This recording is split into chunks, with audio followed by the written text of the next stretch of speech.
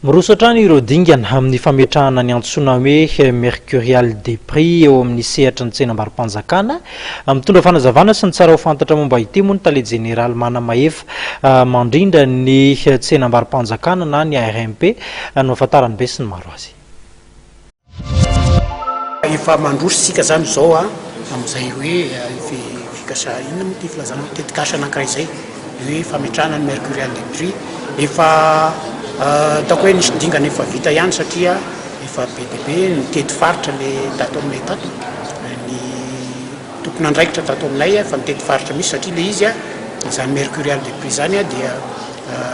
tsy vitany hoe eto amin'ny fitondrana fiberery ihany fa tsy misy jerena koa le any amin'ny faritra any zany satria le izy dia mila fanadihadiana zany le mikasika hoe ametrahana tena mercurial azo rehetrarehetra ampiasaina satria ina moa dikan'le mercurial ny référence des prix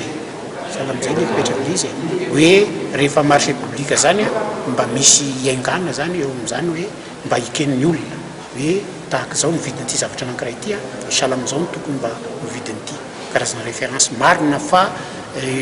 ny marché public dia sahala amin'ny sena rehetra dia miankina amin'le tolotra sy ny tinady zany sahala amin'izay le fipetraka le izy io fantazana io hiatrany no mamaritra ny zavatra io kanefa nazana sy zany